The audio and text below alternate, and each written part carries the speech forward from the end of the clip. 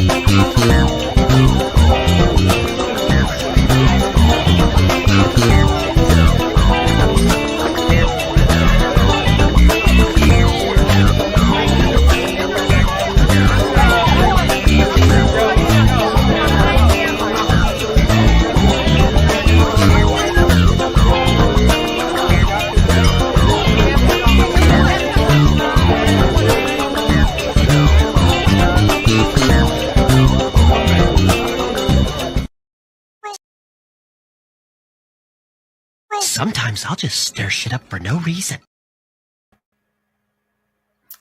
Good evening and welcome to Stupid O'Clock. I'm here with your stupid host, Joe Dog McKeel. Hey, how you doing, everybody? Bonjour. And as always, I'm here with the lovely Dan Holligill. Wouldn't go that far. And the lovely Zach Aubert. Am I pronouncing your name correct? I'm still butchering your name, aren't I?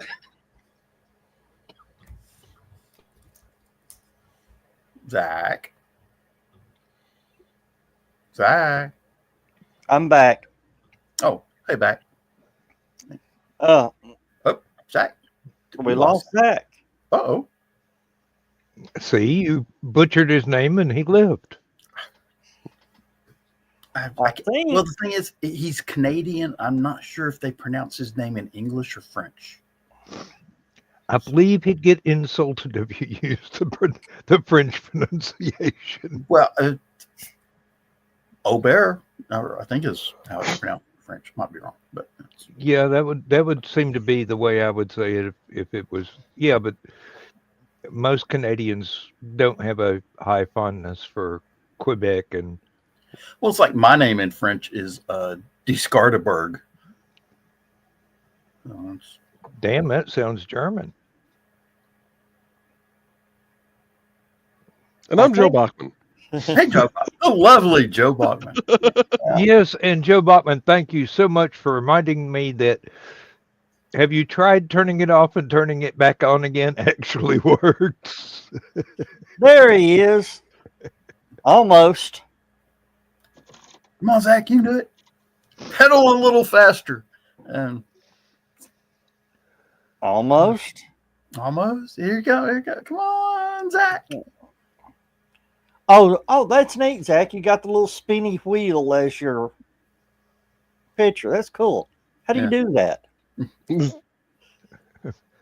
By messing up your camera settings. We lost Zach again. Everything was fine until we went live. Huh. Only in Florida. That's the way it was for me Wednesday night, because I know he's on a Mac also. And as soon as I went live Wednesday night, the Mac crashed.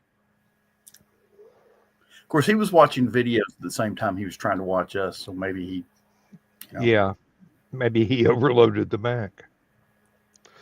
Which could be the new update from Chrome. Because I know he's not on beta like I am, so... Whoa! I think he uses the Phantom. Oh, for a browser? Yeah. Opera. That's what it's called. Yeah. Well, we got Zach in audio if he can. I don't know if he heard us because I kept saying his name. He didn't say anything, but I think we were losing him when he said it, or when I said it. Come on, Zach. Is it today or tomorrow that is Dawn's birthday? Today. Today. she did not. I guess Well, I don't we have her lost printed on Facebook. Really? Uh, I saw it on Facebook. I said happy birthday. You. Of course, I haven't seen Dawn on Facebook all day, so I imagine she's partying hard somewhere. She's getting ready for the convention this weekend. NDCD.com Saturday in Fowler, Indiana. Man, that's a long drive for a one-day show. I can't make it, Joe. I'm sorry. That's Well, understandable. you can always ride with Chris because he's doing it. Probably already left though. Yeah, I think Chris came up tonight. Dawn, I think, is out here tonight. I mean, Thank you, I Donna. would have to leave at midnight 30. Saturday. You mean? Saturday morning, Yeah. midnight Friday, Saturday morning. I mean, just to get there in time to open the doors.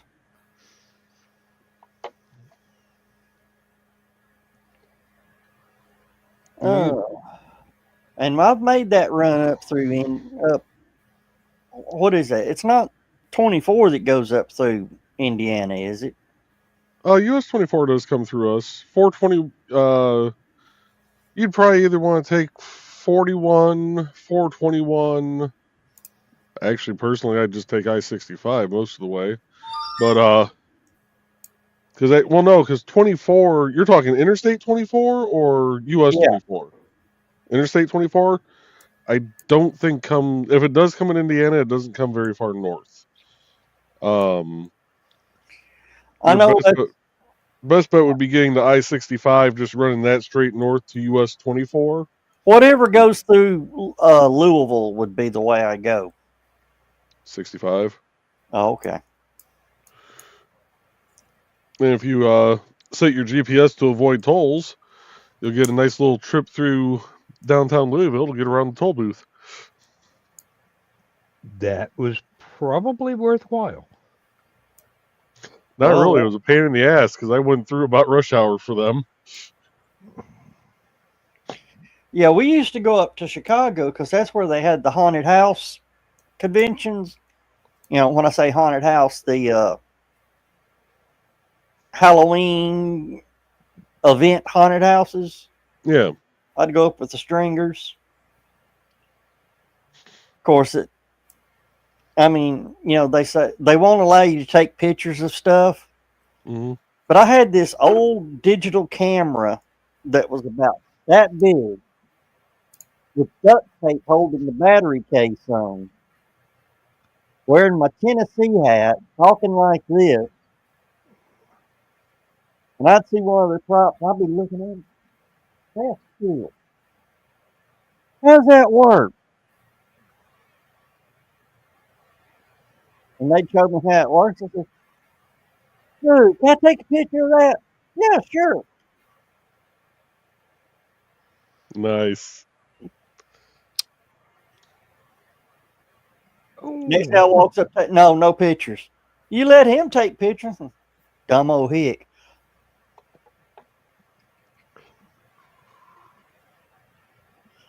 Oh. Yeah. All right.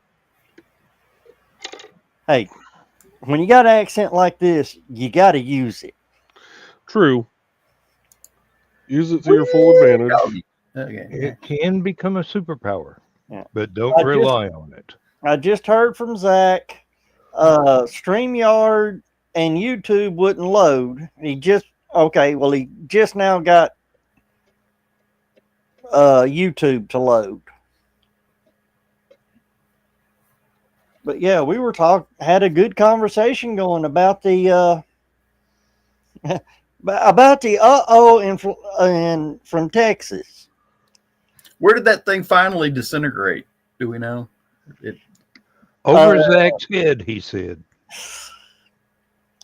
Actually, where it broke up was over Cuba.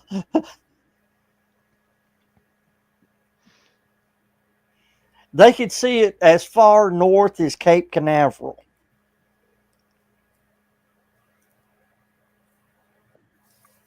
Yep, here comes that. There's Zach. Get him in Oh, here. and the camera works now. Well, And his device is not connected. Well, Zach has showed up. And now he's out. Maybe it's time he stopped using an infernal device. You know, Microsoft is good for some things, and this is one of them.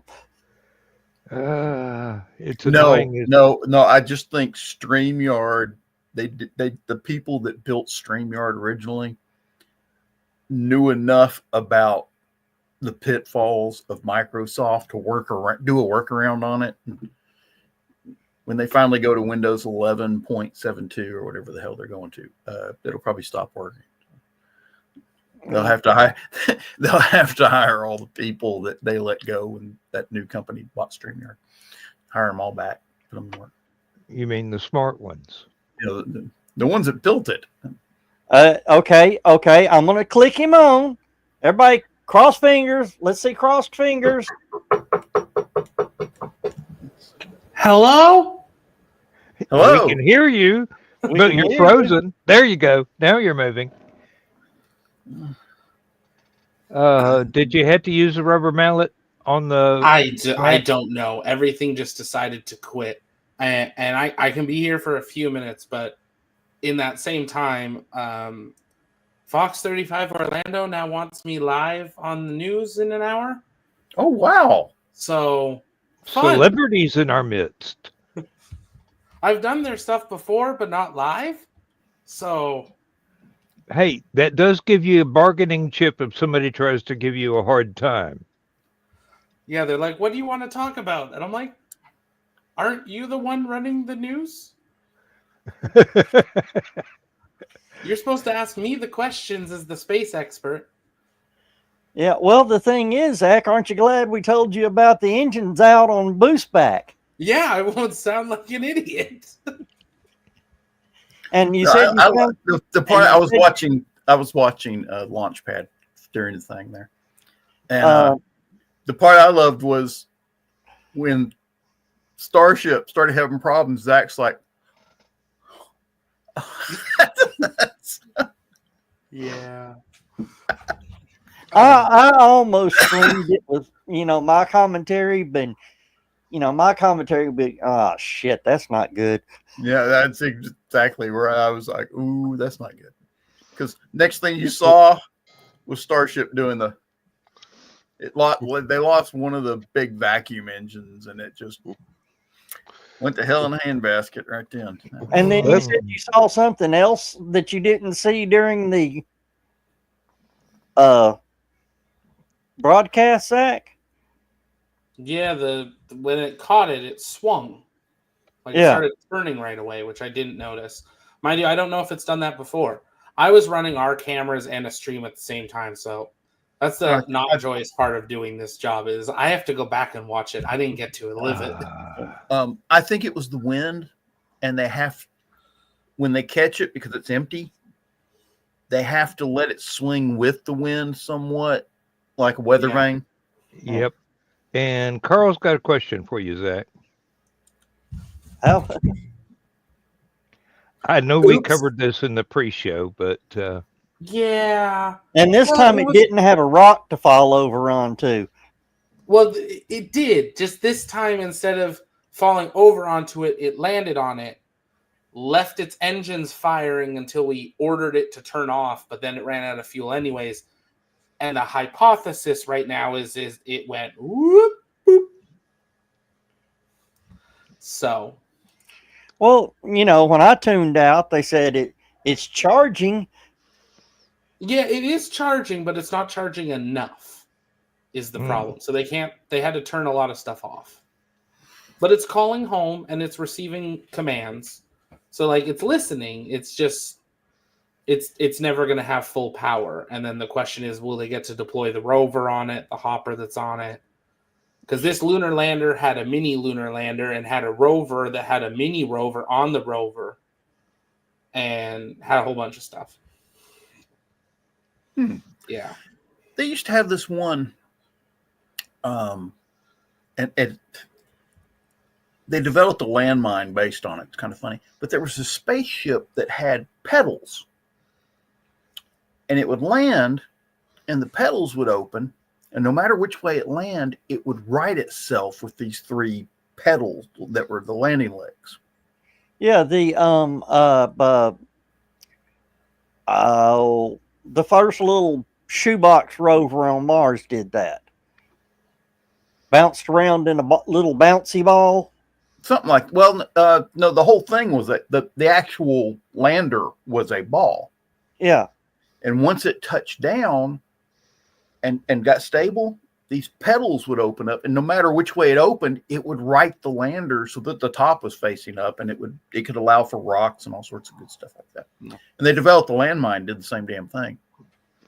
You could fire 100 of them drop 100 of them in a bomb, and once they landed, all these little landing legs would come out, and the wire would deploy and fun stuff like that. DARPA.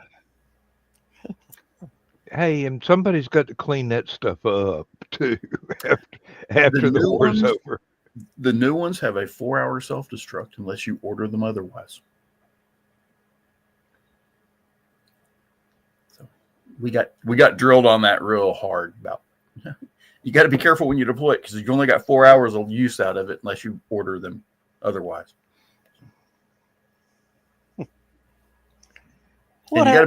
And you got to be a 2-star general to order otherwise.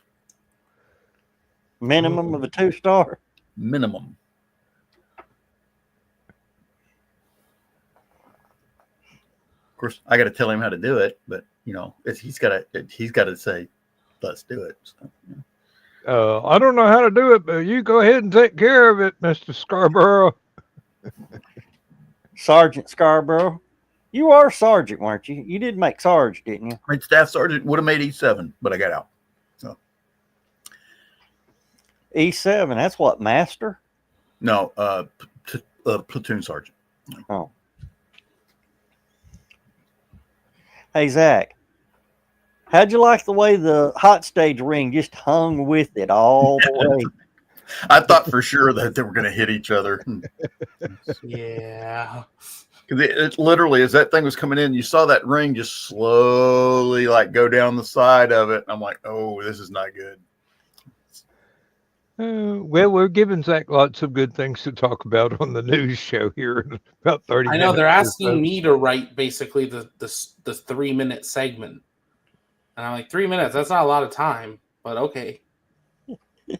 It went up, it did its separating thing, it turned around and it looked good until the turnaround. And then everything starts. We got lots of interesting data from this launch.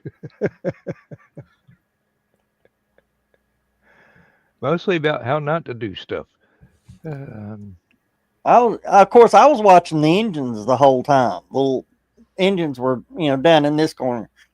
I went, we may make it. I think we're gonna. Oh shit! Yeah. That's because you'll watch anything hot, Joe Dog. Yeah. I think we're gonna make it. Oh, that's not gonna buff out. And Zach cut loose. Well, if he's got to go right, he's just barely got time. I mean, due to my being sick every other week for the past since November. No, even before that, it was like Thanksgiving. I was really ill. There's something going around right now because Barry, my mom's husband, works at Park Ridge Hospital, and I'd take him into work. They called him. Today is one of his days off. And he's on contract. He's not supposed to work other than his days unless it's an emergency. And they called him in today. Oh, there's Zach again. Oh, he's Zach. I really hope my mic decides not to do this, when we're live on the air. That'd kind of be a problem. Yeah, it would. Well, how do you connect? That would not appear to be professional. How do you connect to the to the news station. I'm waiting to find out about that. Probably Zoom. Oh, that might be more stable than StreamYard at the moment. Yeah, I think it's a StreamYard issue, but Just make sure you turn off as much background stuff as you don't need for the interview. So, this computer's running the Starship camera right now.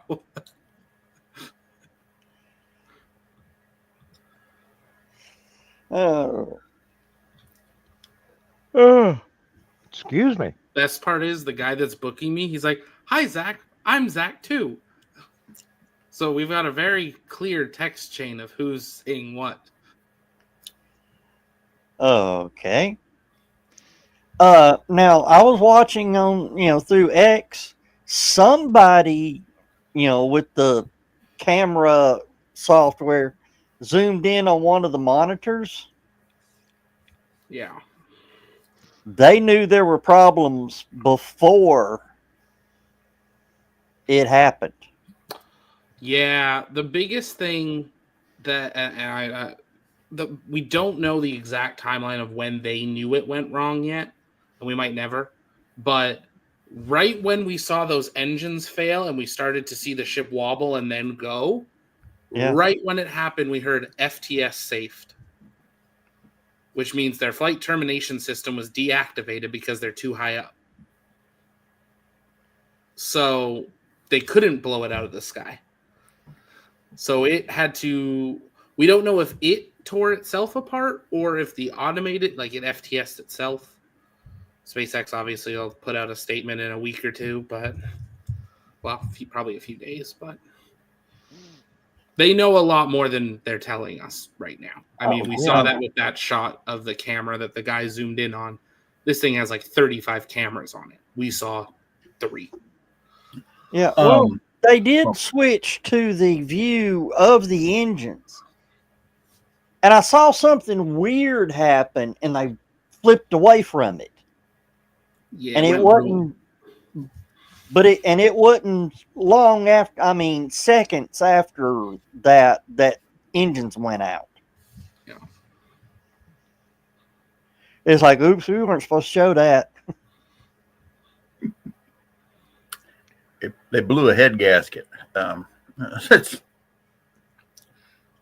It come unglued. It threw rod. They're going to have to stop using PVC pipe on the fuel pumps.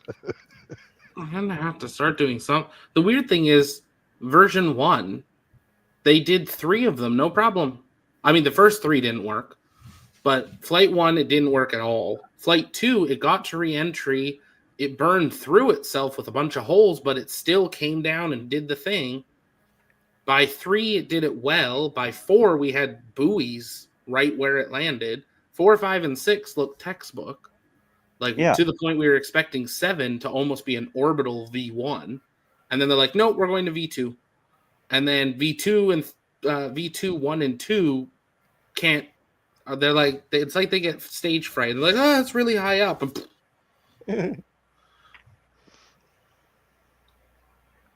That may be something you need to talk about on the news.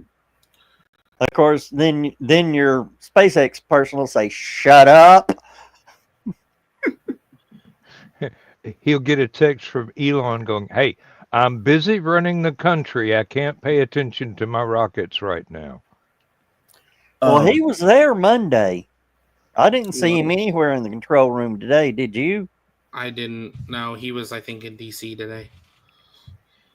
Okay, do we know when the next Starship launch is going to be? Or are they canceling them until they figure out what this bug is? Well, we never know until they roll stuff out, and then we all start guessing.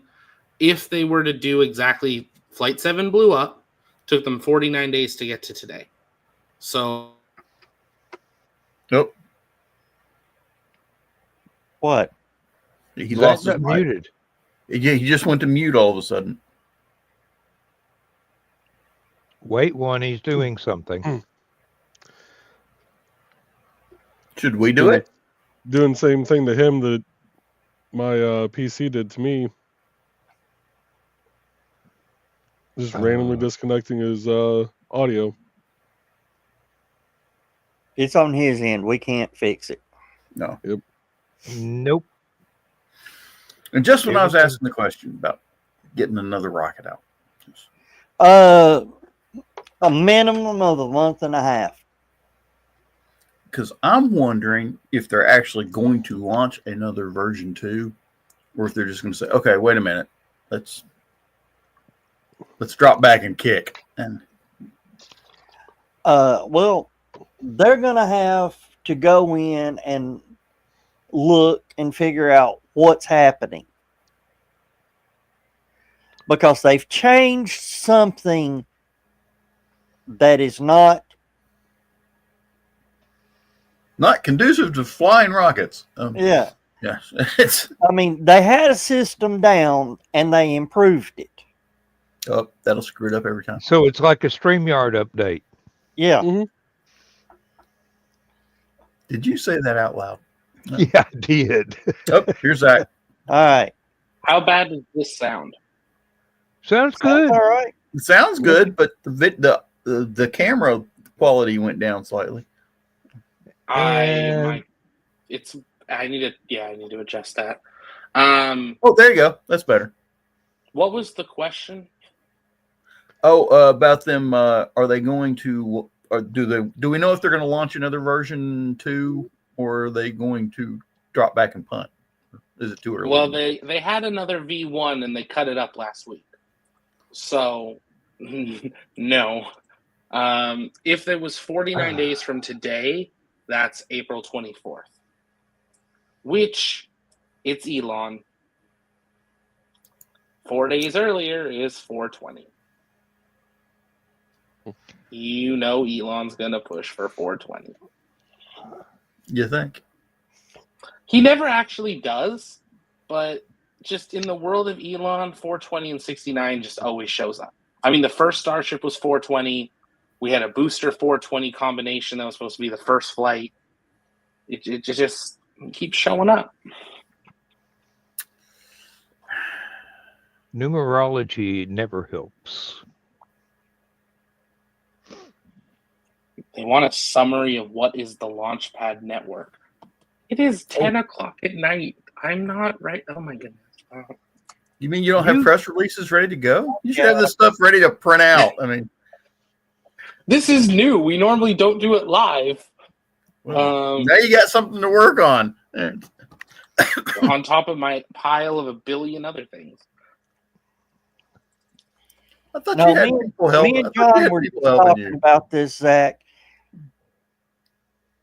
They've had great successes with those early flights.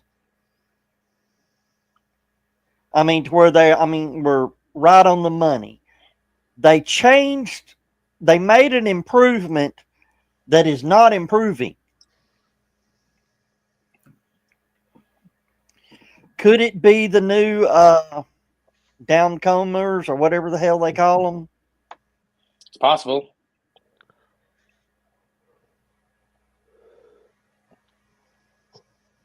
It is definitely possible. I have a totally tasteless thing I cannot say because it's not Friday yet. Yeah,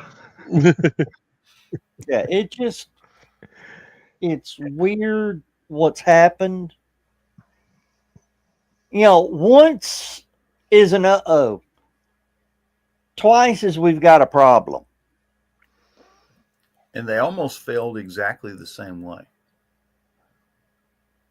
Well, that should be a good clue. Well, they said it was pogoing.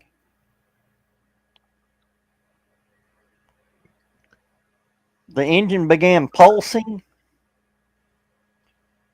It's not designed to do that. No. Could that be a fuel pump problem? I'm That just sounds like a fuel guessing as a redneck. Yeah. Is it a design in the engine? Is it a failure in the fuel, like you said, fuel pump? Had they stuck Raptor 3s on this damn thing? Ain't got no gas in it. Raptor 3 sound like they're not going to use till V3 of Starship. That's what they said tonight. What they There's a say lot of- is not always what they do. Biggest changes they did with this one physically is it's 2 meters taller, so it's longer, and they changed the flaps. The flaps are smaller, higher, and rotated up, so it's no longer symmetrical. So I don't know, but one of the theories would be is it's not stable. It starts throwing itself because those engines will explode if they don't have a clean fuel mixture. Just as a guess, I would say moving the flaps might not have been the best decision. Probably not. Well, it was to try to I save don't them know. from reentry. I'm not a rocket scientist. I know a few, but I'm not one. Do bottle rockets count? No.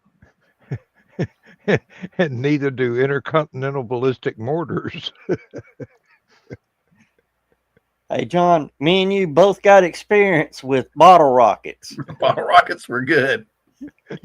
And we could damn near aim the freaking things. Well, that's kind of easy to do if you got a long piece of aluminum conduit and somebody to light it and throw it in there. The way I'd light them, I'd light the fuse right in the middle and throw them like a German hand grenade. Oh, just the whole square, Yeah, the whole block. Yeah. block of 12. And you hear them as it goes. And then you've got a cluster bomb on your hands. Back before we had the dogs, I used to go out to the end of the driveway on New Year's Eve, and I had a big cardboard tube that I got from work, and it's not thin cardboard; it's about an inch thick, and I would just light the fuses and drop them down in there. It would go up and up and up, and they'd all just kind of separate and pop on their own schedule, depending on how fast that particular fuse burned. Well, I do know that your 8-inch by 12-inch cinder block will hold 7 gross of bottle rockets. I'm sure you do. And you also know you can build a stack of them to make that tube a little bit taller. Just makes them harder to light. No, Ah, you don't stack them. You set them where they just all go off at once. well, I didn't say anything about stacking them. I was talking about aiming them. You get enough stuffed in, they're sort of flayed out at the top anyway, so it don't really matter. A sparkler. Stick a sparkler in one side, count to 2, pull it out, count, shove it in the other one, count to 2, lay on the ground. Cover your head. Y'all have seen my my second album cover. The cover photo is me firing off fireworks at the end of my driveway. I don't know why. It's a second helping, isn't it? Yep. I don't know what it is, but whenever I would get fireworks, all my friends would break out their camcorders.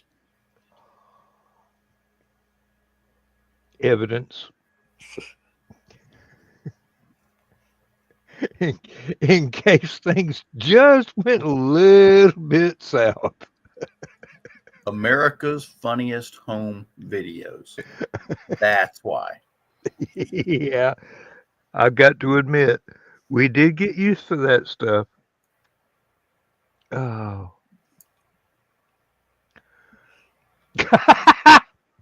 Not even under a nuclear bomb. No. Adam, I will give you an incident where the cameraman did die. It was in the Walking Dead when they introduced Negan. Negan killed the cameraman, and nobody knew which character was the cameraman. The view was from the person that got killed. There's a movie. If y'all like war movies, I'm going to recommend it. It's called 84 Charlie Mopic. Alright. Okay. It's a Vietnam War movie. And the whole movie is, or the whole premise of the movie is, they're following a long-range reconnaissance patrol. And they're filming it with motion picture cameras to make a training film on how to conduct long-range recon patrols. So they find the best long-range recon patrol that they can find in Vietnam. And these guys do not want these camera people following around. And the guy who's leading this long-range recon patrol immediately turns around and goes to his captain and says, no. And the captain finally overrid him and said, yes, you're going to take them. So they buckle down and take them out on the mission with them and teach them what they're doing. So it's a pretty good movie if you ever get a chance to see it. It was made about the same time that what was it? Tour of Duty was on the TV series. It was. Oh. Oh, Dan, did you see the fat electrician about the guy that brought back the sniper schools for Vietnam? I'm sure I did, yes. It got to the point that they had to. He was the best sniper out there, and he was so good that North Vietnam was bringing in snipers to get him. That was the guy that Carlos Hathcock. Yeah. Oh yeah, White Feather. That was the guy that got the enemy sniper through that sniper's scope. Yeah. Yep. He just saw the glint of light and went, "Pep."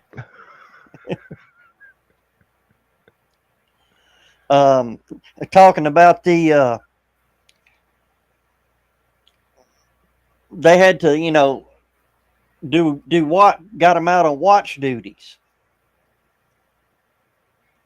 And watch duty was, the 50 cals on the hill. And he was sitting up there looking and going, I don't like his 50 cal. I can't see what I'm shooting at. So he went to the CBs with his 50 cal and his scope. Make me a scope mount. Well, they have a scope mount for some of the 50 cals. Yeah. It's for the night vision scope. Mm-hmm. And it's commonly referred to as an engineer sight. And it's the regular sight, but it's got a dovetail mount with a locking lever on the side of it for the night vision scopes. And they built him a little block to go in that he could mount his, I want to say it was a 10 power Unertal scope. It's about that damn long. And when he was making all his big kills, he was using his rifle from home. Winchester Model 70. Yeah, that was the standard Marine rifle at the time. And that was the one he was shooting. That was the one he was shooting competitions with. Yeah. And they decided, you know, that everything needs to be standardized. But they made this mount for the 50 cal, and first thing he would do is when he got up on his post, he man his scope, sighted in, had this rock 2,500 yards away. When he said rock, we're talking, you know, huge boulder. And that's what he would use to sight the gun in.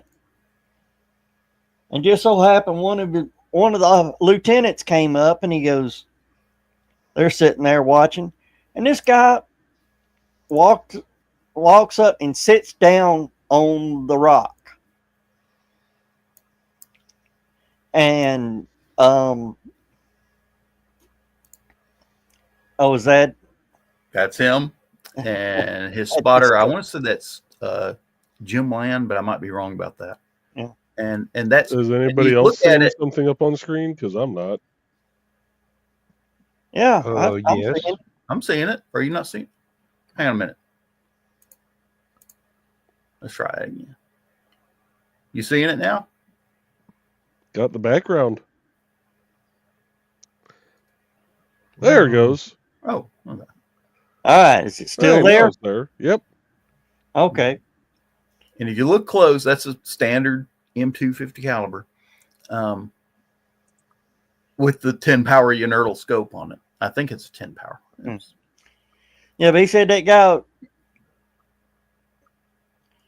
he pulled, you know, he goes, got to take him out. And of course, he fires, and about that time, the guy stands up.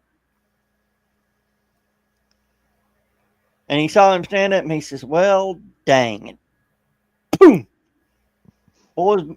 Boy's brain just blew his mind out. Apparently, it wasn't showing up for the folks in the chat either there at first. Yeah. At first. That's probably another StreamYard improvement. Mm-hmm. You got to make it full screen before anybody watching can see it. But they said it was the longest shot ever. Took nearly 40 years for somebody to break that record. Mm-hmm. Yeah. How would you like? Yeah. No. That's when you reach out and touch them. Yeah. Goddamn telescope mounted to the top of that thing. That's what it is. But even Hathcock itself said, had the guy not stood up, I'd have never hit him. Mm-hmm. It went right over him. And but never he stood up it. right in the path. Well, I mean, that is not exactly a sniper rifle. It's a long-distance rifle. It's a freaking machine gun. I know. It's a long distance to whom this may concern.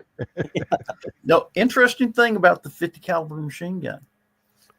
You can, it's got two buttons in the back. Trigger, the butterfly trigger on either side with thumb. Right in the middle is the bolt release because it fires from a closed bolt. And there's a big spring pack and a big tube right underneath it with a hook that's on a sleeve. And when you want to put it to full automatic, you push that bolt lock or bolt release down and lock it in place.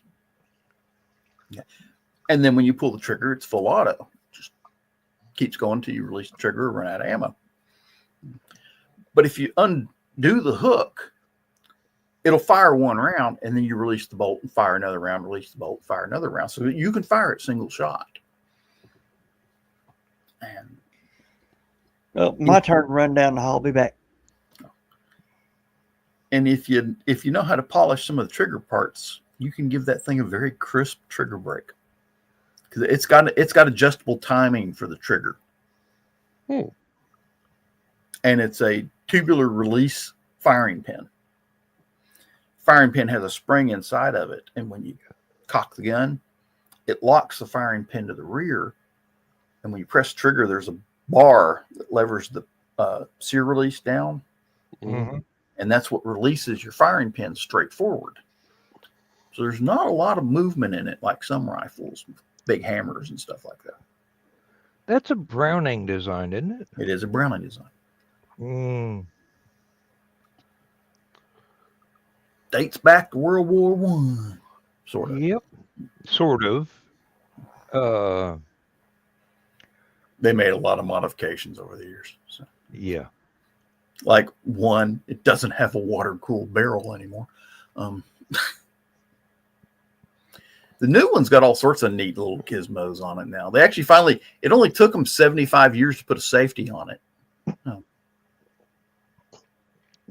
It only took them 75 years to notice it needed a safety. And then, see, they now have a quick change barrel system.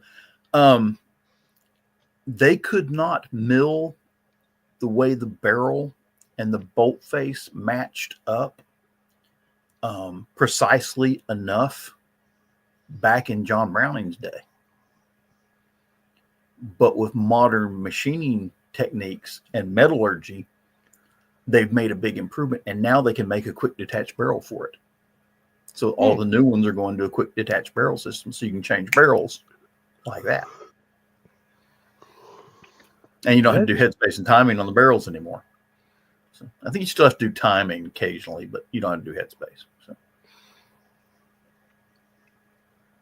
Should have got Dad to make the parts. Would have worked the first time.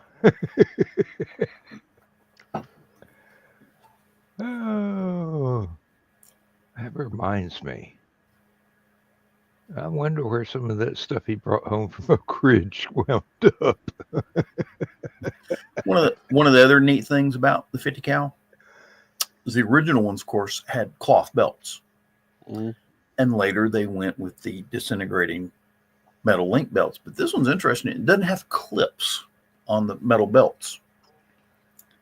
You got 2 rings on one side and 1 ring on the other. And of course, the 2 rings slip over the 1 ring all the way down through there. And the bullet holds all 3 rings together.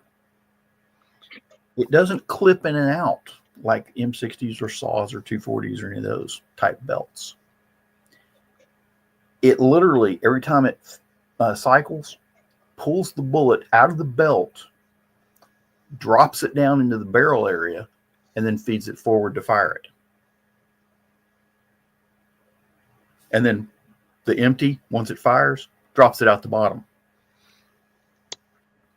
Which is all the machine guns that shoot brass on the guy next to you, this one doesn't do that. Drops them right underneath, in the middle of the tripod.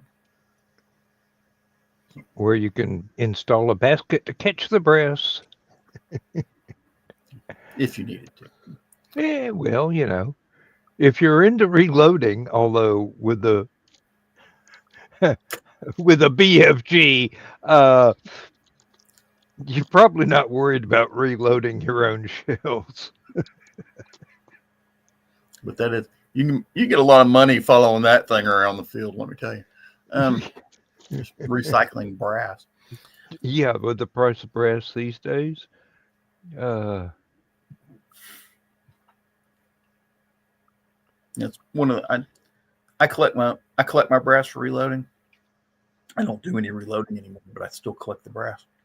But we got this term at public shooting ranges. We call them brass goblins. Oh yeah. And it's people that just show up there and start sweeping up everybody's brass. And if you don't tell them to stop, they'll take all your brass while you're downrange. Unless you take your rifle with you and bounce a couple rounds off the steel poles back underneath the awning over the rifle range while they're trying to sweep up your brass, then they get the message. Goblin deterrent theory.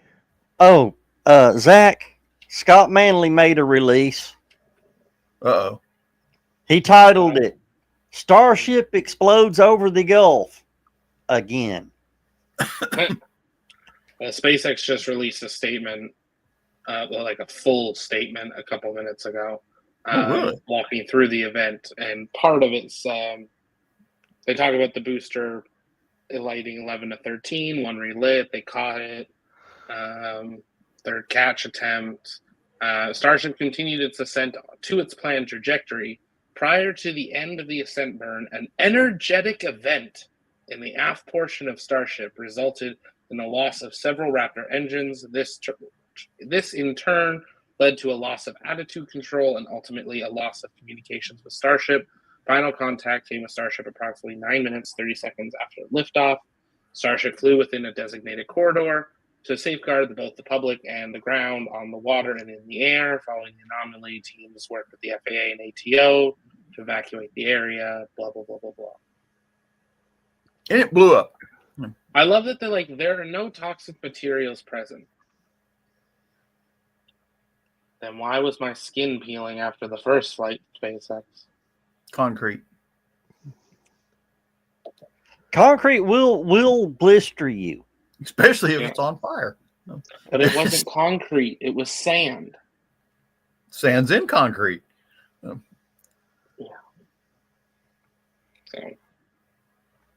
with tests like this, success comes from what we learn. Today's flight will help us improve Starship's reliability. They talk as if they're a publicly traded company.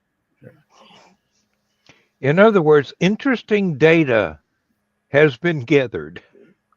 Yeah, well, another big thing that sort of slid under the radar until the barge came into Port Canaveral.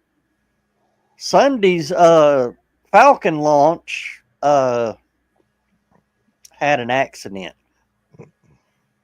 They tweeted about it day and a half before it got here. But they tweeted it at like a random hour. So most people didn't realize it. Yeah, it landed. And then there's normally like a little puff of flame when it lands. You know, maybe a little warmth left over. Now this one landed and then lit itself on fire. And it lit itself on fire so much that it melted the metal of the tanks, which then caused a leg to fail. So then the whole thing fell over, and then there was a bigger fire. And yeah, booster 10, I think it was 83, something. It only flown 5 times. It's dead. Yeah. I don't even think they could save the engines off of this one, could they? We don't know what the internal of the engines are. The bells, most of them, I mean, they're the ones where it fell over and landed on them, those are dead. But most of the bells are still perfectly symmetrical. But it's all the tubing and everything in it. Knowing SpaceX, they probably just scrapped them all. It's not worth the time. They'll just make new engines. They'll dissect them, but yeah. Oh, they'll put some interns on it.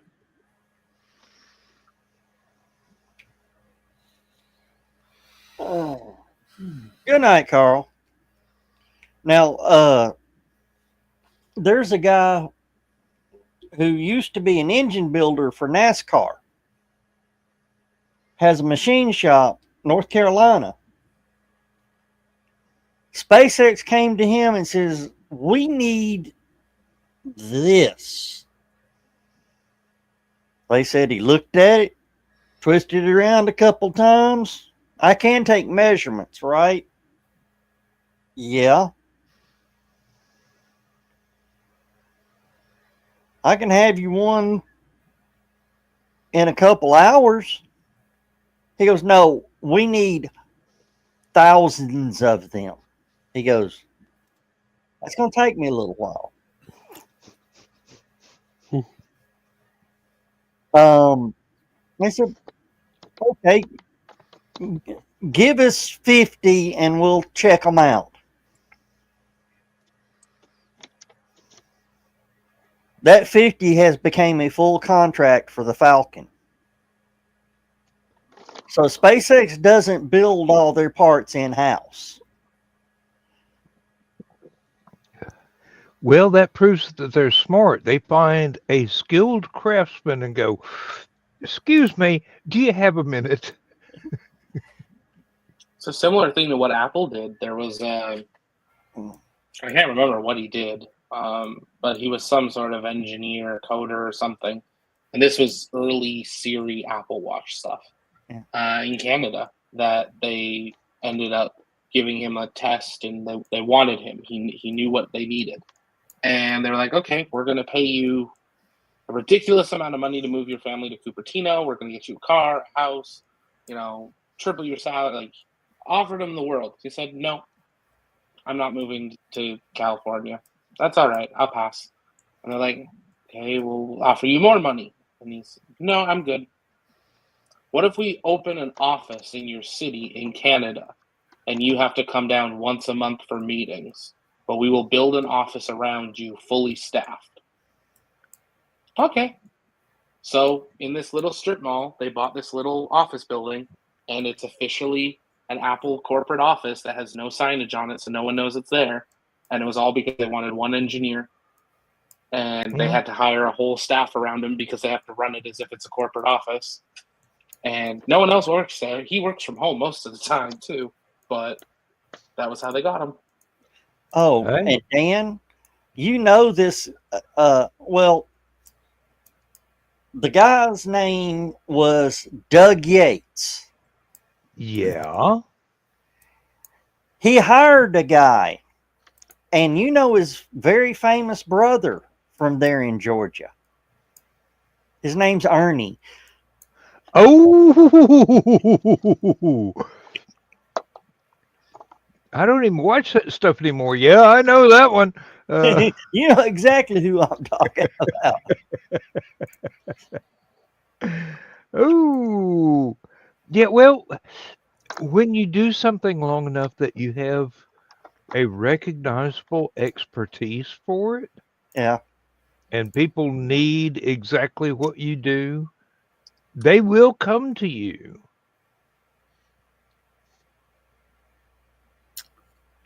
Where's that at? Huntsville Rocket Park? No, this is in New Orleans. This is where NASA was building the rocket motors for a while. Oh, was it Rocketdyne, I think? Oh, yeah. Not Yo-Yo-Dyne, Rocketdyne. Rocketdyne. Unfortunately, that rocket is no longer there. They moved it. Well, Huntsville had to build a building for the Saturn V because of the condition that it was falling into. The Smithsonian told them, you have 2 years to build a building to put this thing in, or we take it somewhere else.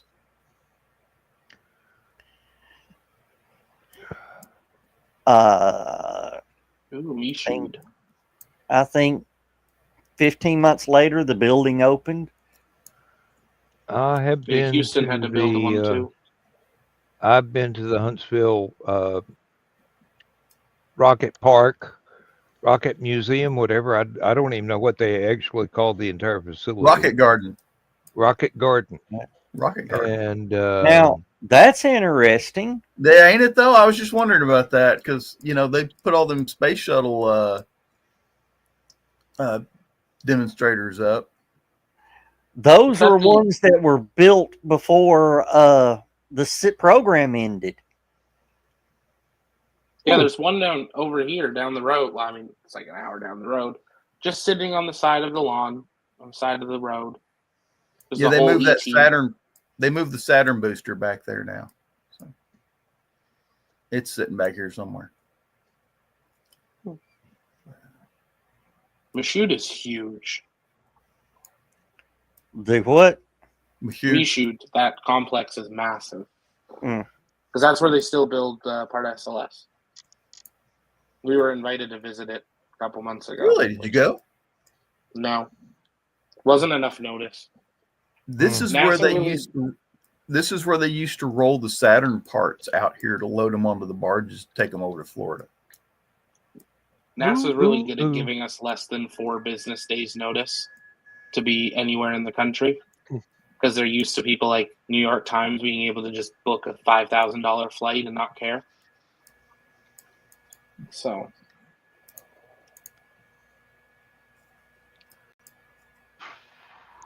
Oh, they care. They just know they're gonna, make that money back. Mm. Yeah, but then no one shows up. They have like 2 media teams show up, and they're like, "Why does no one cover our rocket?" It's like, because it's $4.2 billion and stupid.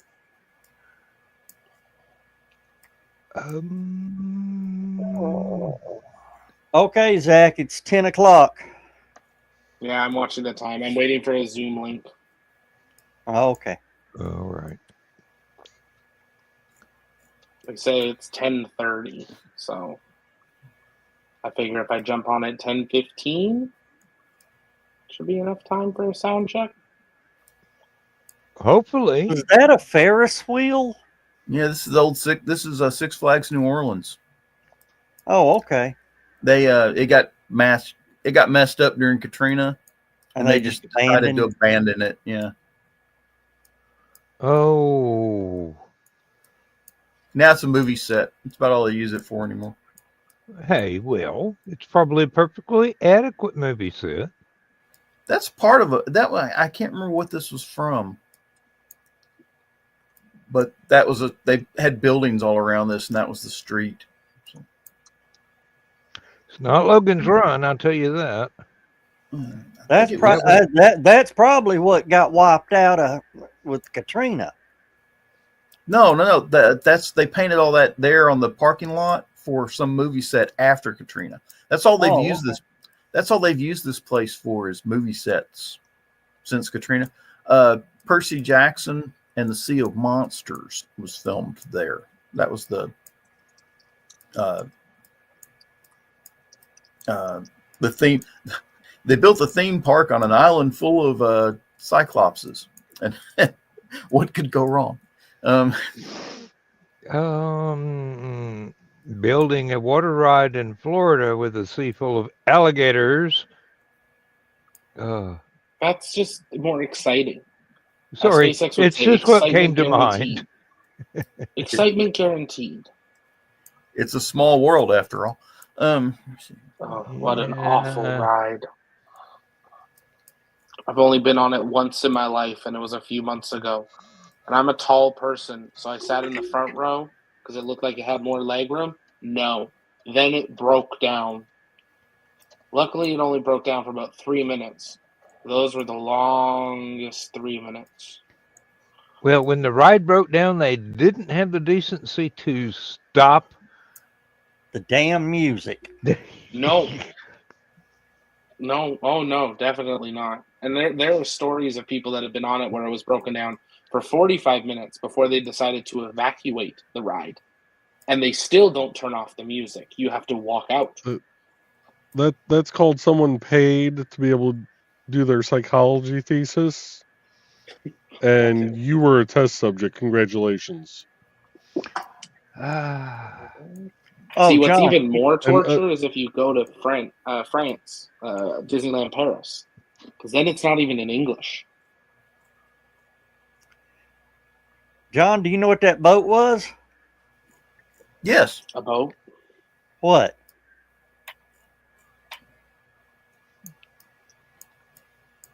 That is a Ro-Ro.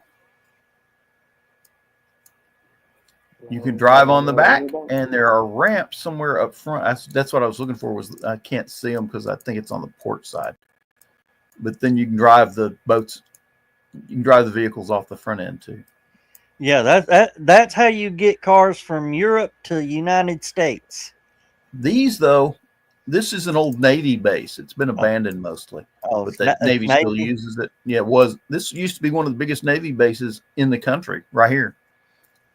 But the Navy abandoned it, and as you can see, it has not fared well since then. The Navy must have been the only one that abandoned it. Looked like guys with spray paint cans. It has gotten to be a really major homeless and drug problem since the Navy abandoned the facility because New Orleans has done nothing with it.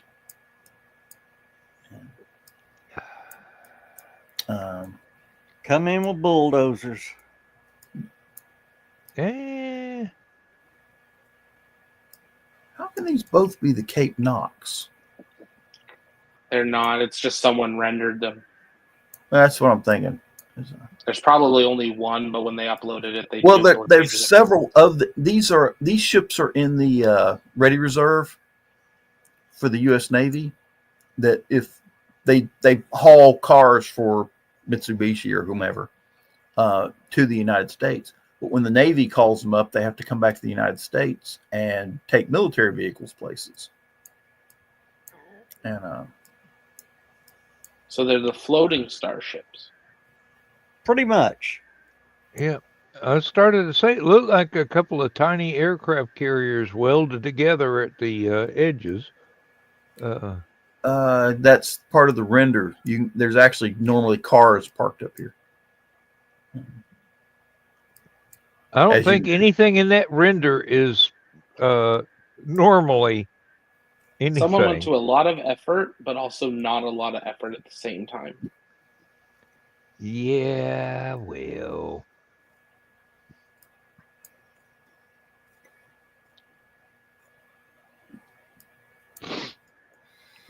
You see, yeah. Oh, we got to keep an eye on the time, guys. Yeah, I know. We got 3 minutes left. Yeah.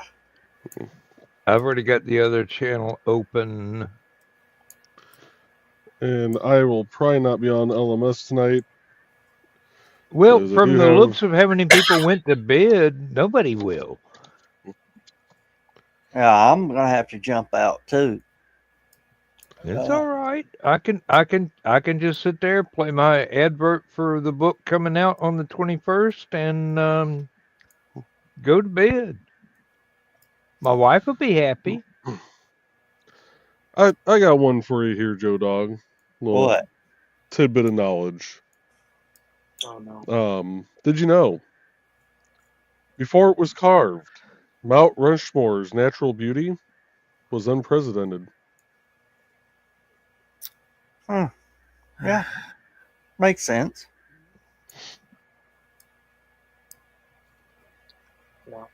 Why do I feel like that one's going to be repeated by someone we know later? And I don't mean Joe Dog. Probably to Joe Dog. Oh.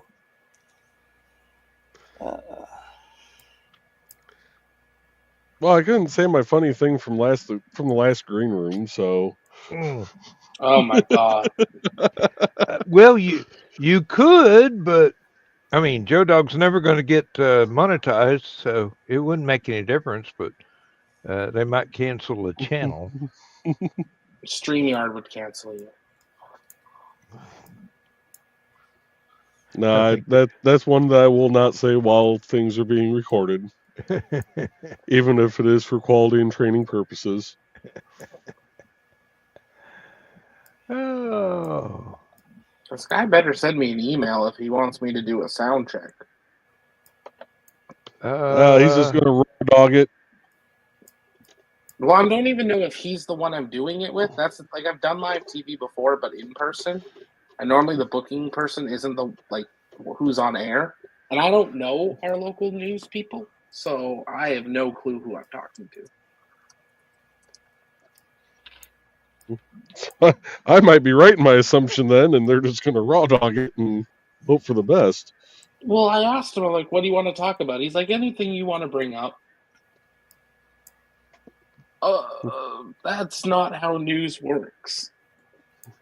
You I may get be distinct feeling that they needed some filler. So And nothing else to talk about this evening. It's a slow news night. Yeah. Well, the fact that the two headline stories right now on the local news is Starship exploding and a brush fire. That's it. brush fire might have gotten worse and canceled you. Unacceptable. I can watch the news. Okay. I should probably try to record this. So I don't know if I can get a recording. And up next, we have Zach with the TLP network. Well, that's what I'm wondering. Is like he's like, how do we refer to you? And I'm like, because it's not the reporter I normally work with who knows everything about TLP. This is all their like night crew. How do I refer to you as your Lord and Savior in all things rockets?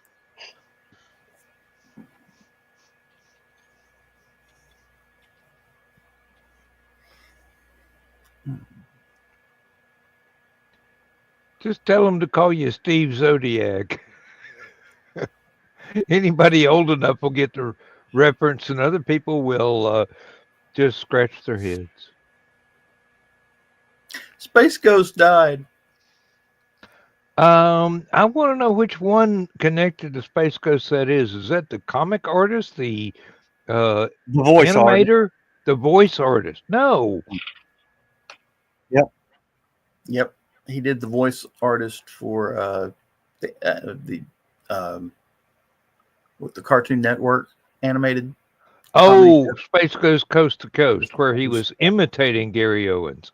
And I think he did some other stuff too, but that's. Well, I'm sure he did. I mean, Well, all I'm going to say is the Huntsville show's having to back up and punt. Because he was going to be one of their lead peoples. One of their voiceover artists. Mm. And of course, Gene Hackman died. Yeah. They're thinking right now he had a heart attack. And then his wife ran to get his medication. And she was so panicky about him having a heart attack and trying to get his medicine, get back to him, that she had a heart attack. So it's. And the poor dog trapped in the cage. And they had one dog locked up in a kennel, and the other two were out in the backyard. Mm.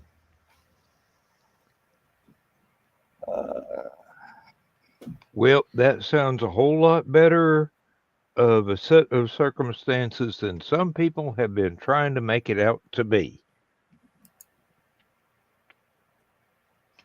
Airports disrupted as Musk unexploded SpaceX rocket falls from the sky. So many comments, not on a recorded show. Well, we saw it. Well, y'all saw it explode. No, actually, I didn't hang around that long, actually. Unacceptable. It was only 9 minutes. Well, I mean, we didn't really get to see it explode. After they lost... He's got a short attention span. Well, actually, I had stuff to do. I stayed as long as I could. But they lost contact with the rocket. So then... Yeah, they ended it basically right after that. Yeah, when the two announcers from SpaceX are like, well... We did a successful capture of the Heavy booster, and we seem to have lost contact with, It's, yeah. Well, I got a link. I got to pop off. I will see you all. See you later. All right. Good one, Zach. Break a leg, Zach. Yeah. You can see the look on their face of, oh God, we've got to. Yeah, we got lost another one. Because I'm not sure, but you had the hippie guy that was kind of cool, the technical guy. And then you had the nice lady who was doing the, commentary. So I think she lost $20. Was what that was. She had just had that look like, and we lost contact with Starship, and Lost a bit on this one. Okay.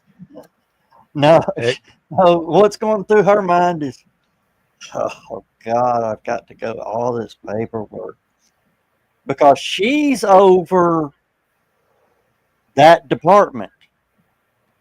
What, the blowing up spaceships department, or the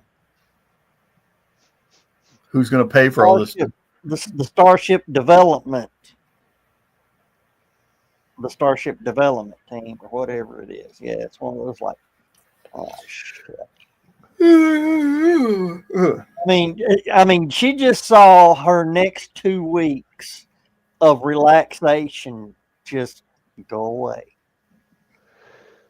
Like, Yeah. okay. It's like having a luxury vacation planned, and suddenly whoever you've got it planned with, I mean, the resort or whatever, goes out of business and won't refund your money. What was that darn? There was that concert that guy was throwing down on the Pacific Island somewhere, Mm, down in the Caribbean, and the whole before anybody, when people started showing up, the whole thing had gone to hell. Yeah. yeah, And he's that trying to was do in the, another one. that was in the Caribbean, wasn't it? That wasn't in the Pacific. Don't remember. I know that I heard about it. The Fire But- Festival or something. Yeah. Yeah. By the time- FYRE Festival.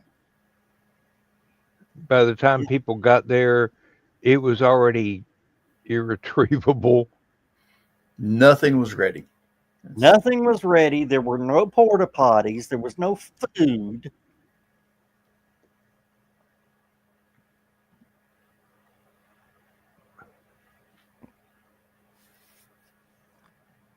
This is why they won't let me be a contestant on Survivor, because I'd show up with a big Bowie knife and a copy of the Jeffrey Dahmer cookbook. SpaceX spacecraft explosion seen from Jamaica. I bet they were really laid back about it. Hey man, this is some good ganja, man. And I'm seeing fireworks. I wish, Cuba wasn't, such a communist country to lock everything down. Can you imagine the video they got? Oh, dude.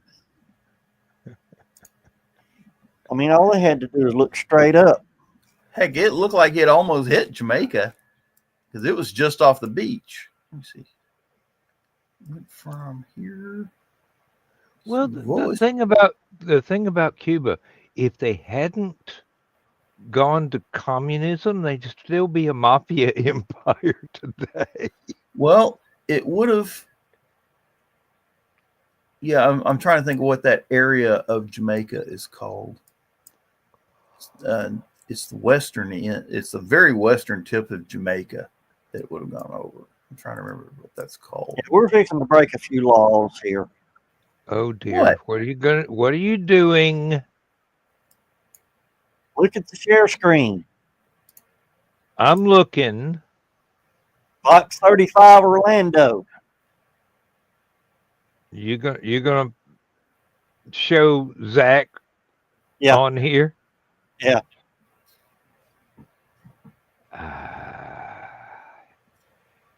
Are we going to be on that long? Or I guess it's their newscast will end at the 30-minute mark, so I guess we're okay. If not, y'all can run along. I'm going to be alone on the other show anyway.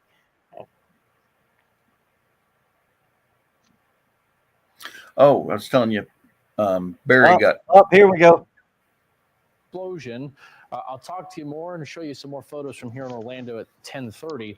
But just Make to it give full you a screen so visual, everybody else can see it. Starbase in South Texas. This is the approximate path, the approximate explosion in the southeastern Gulf there. Now, I've added on here for context the winds at 20,000 feet. So it exploded at about 50. By the time it got halfway back down to the Earth's surface, these winds would certainly have a guiding force in where the debris went. So it helped Floridians tonight. Obviously, unfortunately, didn't help the people in the Caribbean. If the wind was this way, certainly there may have been more debris that have come into Florida. But the 20,000-foot winds, pretty strong, blowing from northwest to southeast, thanks to low over Bermuda and a high over Central America. That's what pushed the debris down towards Jamaica, the Bahamas, Cuba, Haiti, and away largely from Florida. Temperature. Well, shoot. Where How do we get us back? There we are. Okay. Oh, and everybody remember, Sunday is or Saturday night's your clock movement. Yep. Are you not going to be on here Saturday night? Yes. Yeah, but we won't be on here that long. That'll be during Will we Dan's not? show. Oh, well. Bless you. I'm not doing a 3-hour show just because it's daylight savings time. Yes, you are. Whether you want to or not. Well, you would normally shut off at 1, right? If there are people with me, yeah. Well, you're going to have to shut off at 2 now, whether you want to or not. Unacceptable, as Zach says.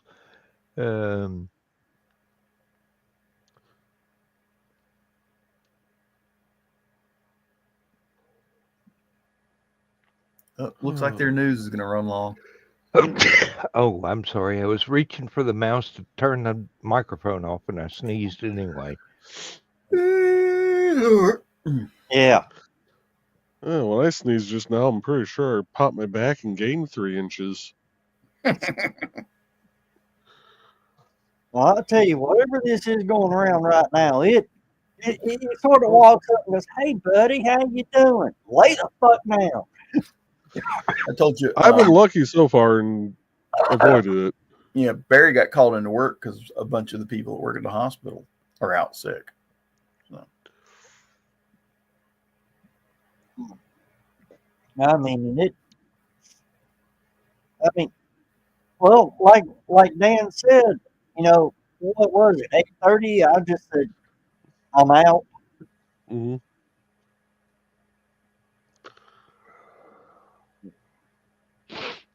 Oh. No, I actually put it into the Apelian editorial. Look, I've been sick since November. I'm sorry, but it took me an extra 4 or 5 days to get this magazine online. It usually doesn't take me that long. I mean, it just, whatever it is, it won't let go. No. That's the thing. You think it's run its course. You've had maybe a week of good days, and then it comes back. Yeah.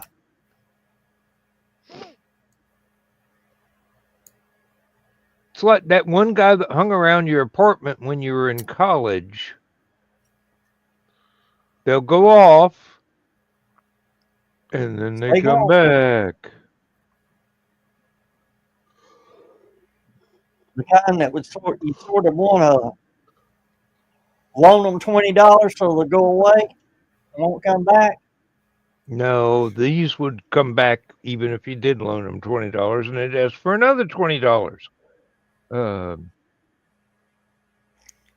Yeah, we used to have a guy like that come hang around. He walk in front door. I hand him a 20, and he go, "All right, well, I'll see y'all later."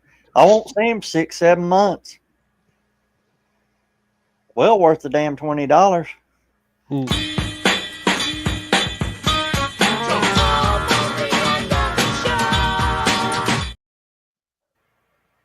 Well, Joe Dog was still talking. I know I didn't hit that button, so it must have been John. No, he stopped talking, so that's why I hit the button. Since when has Joe Dog ever stopped talking? All the time. You're the one that won't shut up.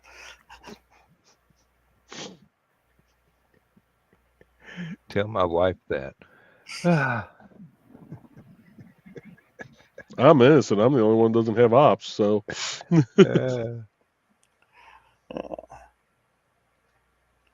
We understand, Dan. The only time you can get word in edgewise is when you're here. Well, I usually manage when I'm out in the yard because there's nobody else there. So, Dan, you're like me. What goes on around your house, you have full say. It's inside where Lindsay takes over? Well, inside the house, different stores, in the car. It's just So here's the thing, Dan. When you're out in the yard doing yard work, you start talking to yourself, start answering your own questions. That counts as a business meeting, and therefore you can write off your own lawn mowing for taxes. well, except for writing it off for taxes. I've been doing that for years. I've had full conversations before. All right, here we go. I gotta unmute it. Sorry. Caribbean just hours ago. This video showing the moment of pieces burst into flames above All right. the night sky. We are borrowing Fox 60 or Fox 35 out of Orlando because our caused a ground stop at the member, airport for a little more than an Zach. hour, but flights have all returned to normal. Also tonight, a Fox 35 News update. A local Well- food pantry is reopened near. Okay. You thought we were going. Whoa. That looked a little bit like, oh no, it looked a little bit like Zach's office, but it was a food pantry, wasn't it? Yeah. Talking about the Okay. second Harvest Food Pantry down there. How long past 0 minute can I go on StreamYard before I start the show? Do you have any Facebook channels set? Yeah, 10 minutes. 10. Okay. Yeah. Mhm. No, I think they changed that.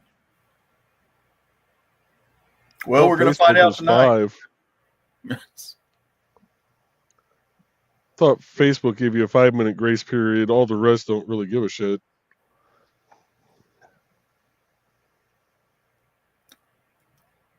There's more rocket Well, stuff. if this was Flying a back to Earth, and we're going to speak with a space expert on what happens next for the program. After this Well- commercial break.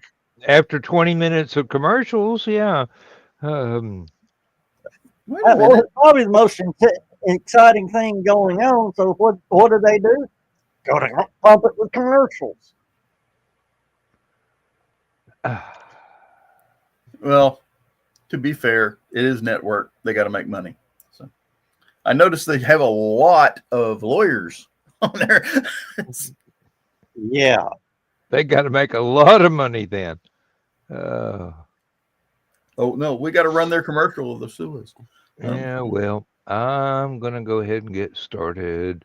I'm sorry to miss Zach, but All right. I can I probably may look jump it up. over there in a few minutes. I can probably look it up on YouTube tomorrow, but I hope Zach has not got his feelings hurt. See ya later. All right. Night.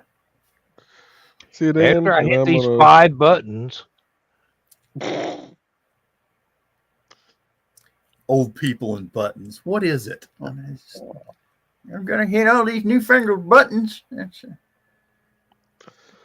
But on that note, kids, I'm also going to take off. So All right. get Good you out night, later. Joe. All right, Joe. And unlike everybody else, I don't have 5 buttons.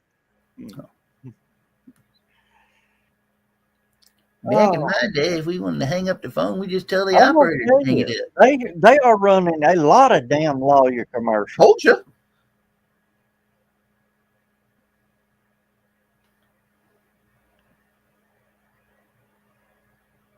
Like Now they're doing their dueling litigators. Ding, ding, ding, ding, ding.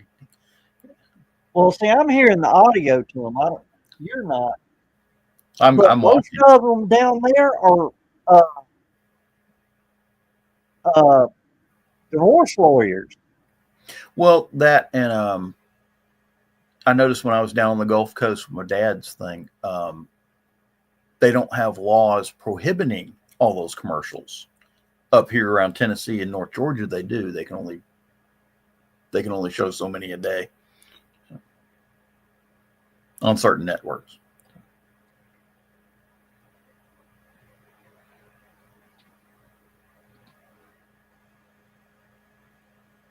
They get ready to come back to Zach. Hopefully. I mean, we're only 1 minute, so. Yeah. Oh, waiting on the Zaki. I wonder how long All their right, news. good night, Adam. I wonder who else is still here.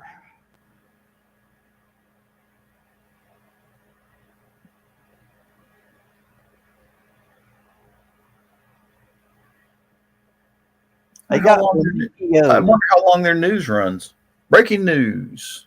She didn't get to see this. The SpaceX Starship All right. rocket spun out of control high over the Florida Straits tonight when the engine stopped working, then exploded and put scenes like this. Injury attorneys. After launch. The videos from around Central Florida all the way down to the Bahamas are really amazing. Dan Newland, injury attorneys. Last time they launched back. If you were hit by a piece of SpaceX debris. Noah Bergeron is tracking the long debris field tonight. Yeah, so Noah, you started seeing that video just moments after the explosion. Yeah, John, this is part of why, this Starbase, when they built it with SpaceX and Elon, they didn't. Part of the reason, there's a lot of other reasons why it wasn't in Central Florida, is because if it, God forbid, ever exploded right after launching, it's over the Gulf of Mexico 10 seconds after launching where it is. If it was over here in Central Florida, you'd have so many people in the way of, if God forbid this exploded right as soon as it was up. I mean, you'd have a mass amount of people in the debris field if it was ever built Starbase off of Cape Canaveral. But it reached about 12,500 miles an hour. Now, the debris, when it re-enters, heats up extremely hot, 3,000 to 5,000 degrees Fahrenheit, and the speed of which the debris that survives makes it to the ground hits up to 400 miles an hour. This was from the I-95 area of Brevard County at about 641 from Joshua. And the glow that you see is literally the debris compressing the air. And simply put, it compresses the air and it heats up extremely fast because, remember, due to the force of gravity on Earth, it's accelerating as the debris is coming back down towards Earth. And this was from Horizon High School from Melissa.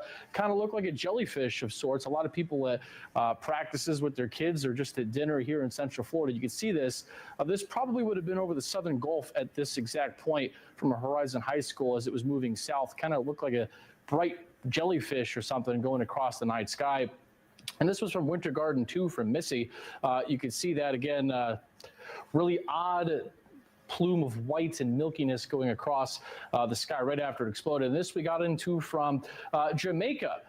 This viewer was having dinner on the beach in That's Jamaica. what I was looking at earlier.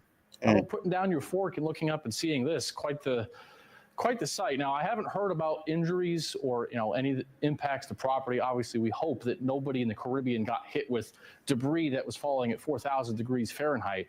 But it appears as if most of it, from what I can tell initially, was into the ocean in the Caribbean. But certainly an interesting night here in Central Florida because it was so clear. You can see it was high enough up. here But in I don't Orlando. think We've got much much more made to it talk to the about. We'll go ground. through that with you in a few minutes, guys.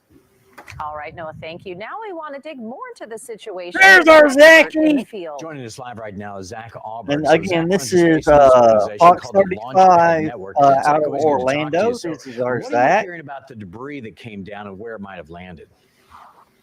Yeah, so very similar to what we saw with Flight 7 in middle of January, this debris path falling partly over the Caribbean. And then one of the biggest questions people always ask is, what's the size of this debris? As you were just talking about, if it's able to make it through reentry, it can range from, super small pieces like we've seen from Flight 1, which fell off early in flight, to we saw full tiles landing in the Caribbean from Flight 7. So it is something that, being aware about, keeping an eye out on the beaches if you're looking for a souvenir. But if you do find something, making sure that you are reporting that back to SpaceX to help them with their investigation that they're ultimately going to have to do. Yeah, Zach, today was actually the 8th test flight for the Starship. What do you think is next for this program at this point? Well, they're going to have to take their time and look at what happened today. We know SpaceX Starship is covered in cameras, and there's a lot more cameras that they saw that we didn't get to see. We kind of got a teaser of that during the broadcast on one of the monitors that happened to be turned towards a camera, that they definitely have footage of some sort of event that occurred in the engine compartment of Starship, leading to that loss of communication and telemetry and ultimately now what we've been seeing from across Florida and the Caribbean. They'll investigate that. The FAA has already stated they're requiring a full mishap investigation, and we'll have to see what comes from that and see how quickly SpaceX can close that. It took them 49 days from Flight 7 to Flight 8. So, we're probably not talking months, but we're definitely talking many weeks. Zach, this is probably a really basic question, but everybody's asking this. What's going on here? I guess you realize how difficult space flight is because we keep seeing these things happen like this. The biggest thing I always say is keep in mind how large this vehicle is, especially for us that live down by the Space Coast. We're used to Falcon 9 and some of the other vehicles. This vehicle is on a scale larger than SLS. Just this component that has hot stage separated from the Super Heavy booster, the part that had the incident tonight, it's 52 meters tall, 171 feet.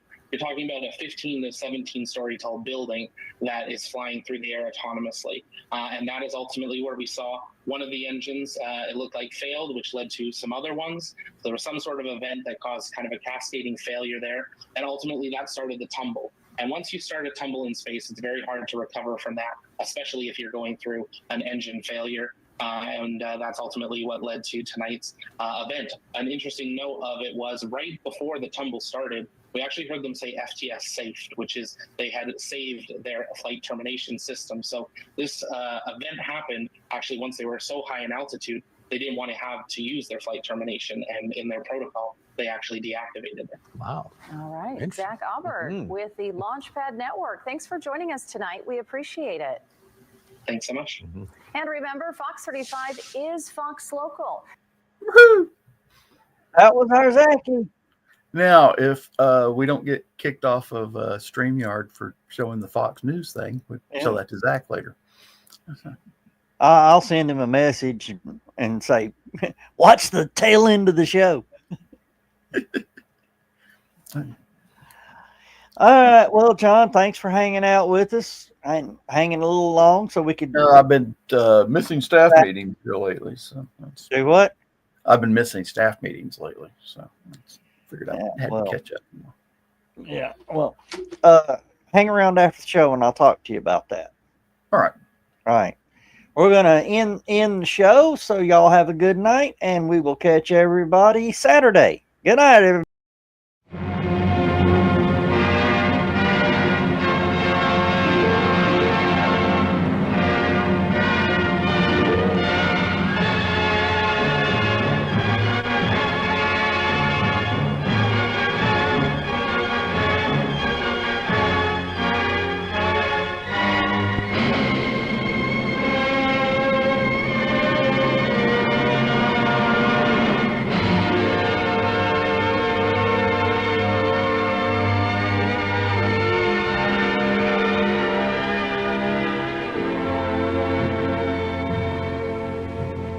I have slipped the surly bonds of earth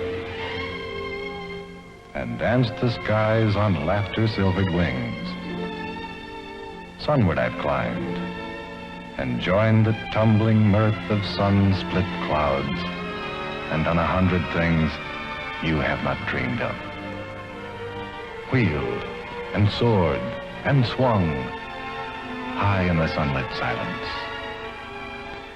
Hovering there, I've chased the shouting wind along and flung my eager craft through footless halls of air.